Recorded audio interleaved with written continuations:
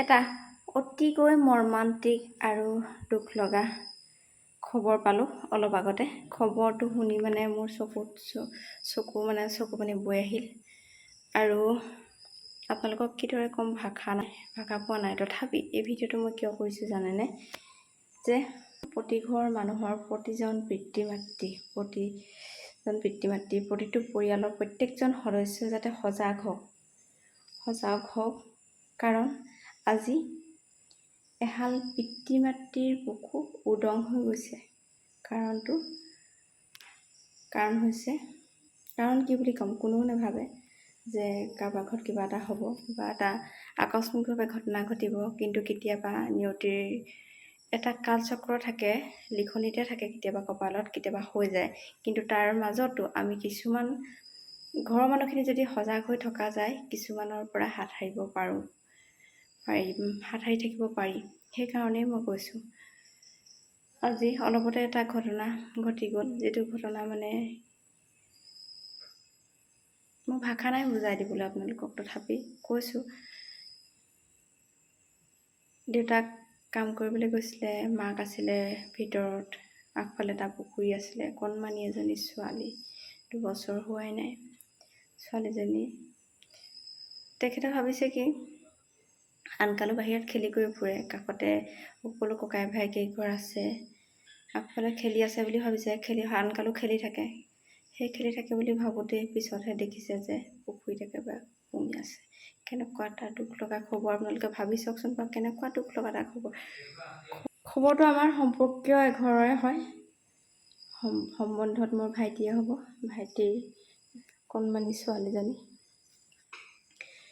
গৰম যিহেতু পৰিছে, মই চোতালতে বহি আছিলোঁ। ভণ্টিয়ে খবৰটো দিলে। খবৰটো শুনি সঁচাকৈ বহুত বেয়া লাগিলে। এতিয়া তেওঁলোক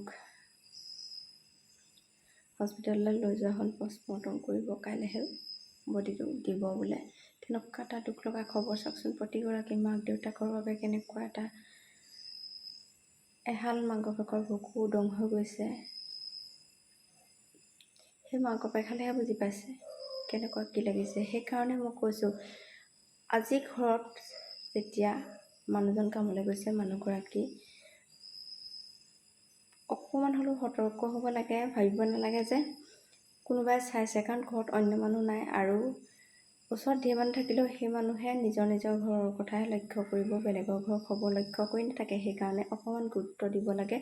কাৰণ সৰু ছোৱালী নাজানে, কাষলৈ গ'ল, বহুত পানীও নাছিলে বোলে পায়। তাৰপাছত তেনেকুৱা এটা ঘটনা ঘটি গ'ল। তেনেকুৱা ধৰণৰ আকস্মিক ঘটনা আগতেও ঘটিছে, বহুতবাৰ আগলৈও ঘটিব। কিন্তু আমি প্ৰত্যেকেই সজাগ হোৱাটো বহুতখিনি দৰকাৰ মানে। কাৰণ কেলৈ, মই এটা আপোনালোকক কথা কৈ দিওঁ। দুখ পাইছোঁ, মনত বহুত দুখ লাগিছে। কাৰণ অকণমানি ছোৱালীজনী কেইদিন হৈছিলেহে, এবছৰ হৈ গৈছিলেহে, তেনেকুৱা এটা ঘটনা যে ঘটি গ'ল। সেইকাৰণে তাৰ আগতো তেনেকুৱা এটা ঘটনা সেইডোখৰতে ঘটিছে। সেইকাৰণে কৈছোঁ, আমাৰ ঘৰতে এটা ঘটনা তেনেকুৱা হৈছিলে। আগতে মোৰ শাহুমাই কয়, আমাৰ এখেতৰ কথাই কয়। মা এবাৰ কাপোৰ ধুই আছিলে, ধুপককৈ হেনো মাকৰ কাষতে, আগততো মানে মাকৰ লগতে থাকে, মাকৰ কাষৰ পৰাই পিছল খাই পৰিলে। মা অন্ততঃ সাঁতুৰিব জানিছিল, সেইকাৰণে মায়ে জাপ মাৰি পিনি তুলি আনিলেগৈ। দেখিলে গতিকে, নেদেখা হ'লে কি হয় আপোনালোকে ভাবি চাওক। তাৰোপৰি সেইবাৰে তাৰ আৰু এবাৰ এনেকুৱা ঘটনা হ'ল। সেইটো মাহঁতৰ দিনৰ কথা, আমাৰ এখেতৰ কথা।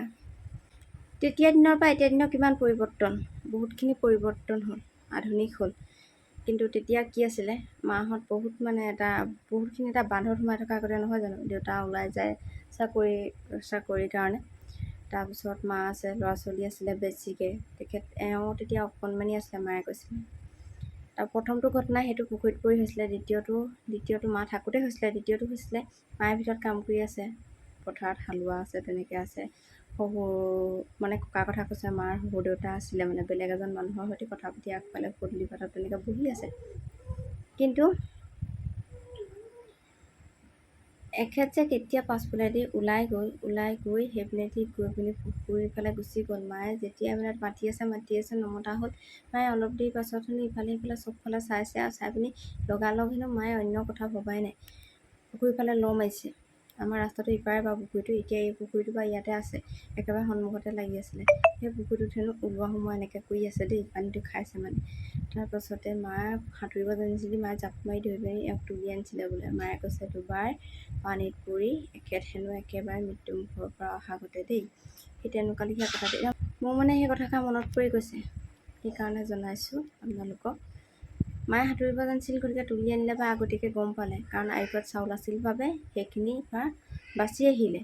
কিন্তু আজি যিটো ঘটনা হ'ল, একেবাৰে উপায়ে নাপালে মানে, মাকে গমেই নাপালে যে খেলি আছে বুলি ভাবিলে। পিছত আহি দেখিছে একেবাৰে মানে ওপৰলৈ উঠি আহিলেগৈ। তেনেকুৱা এটা দুখ লগা ঘটনা চাওকচোন। মই আপোনালোকক মই জনাইছোঁ, আচলতে সজাগ হ'বৰ কাৰণে, সতৰ্ক হ'বৰ কাৰণে প্ৰত্যেকটো পৰিয়ালৰ মাক দেউতাক, প্ৰত্যেকজন মাক দেউতাক, পৰিয়ালৰ অন্য সদস্য, ওচৰ চুবুৰীয়া সকলোৱে অকণমান সজাগ হ'ব কাষত যেতিয়া সৰু ল'ৰা ছোৱালী থাকে। আৰু সাঁতুৰিব নজনা মানুহৰ কাৰণে অতিকৈ মানে ডাঙৰ কথা এইটো।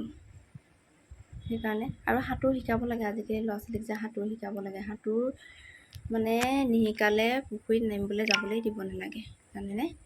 এতিয়া কণমানি ছোৱালীজনী অকালতে মৃত্যু হ'ল। সঁচাকৈ আজি অলপ দিনৰ আগত মই যেতিয়া ঘৰলৈ গৈছিলোঁ, তেতিয়া দেখি আহিছিলোঁ। এতিয়া যেতিয়া খবৰটো পালোঁ, সঁচাকৈ বহুতখিনি দুখ লাগিছে। আন কাৰো লগত যাতে তেনে নহওক, সেইকাৰণে মনটো দুখ লগাৰ বাবে ভিডিঅ'টো কৰিলোঁ।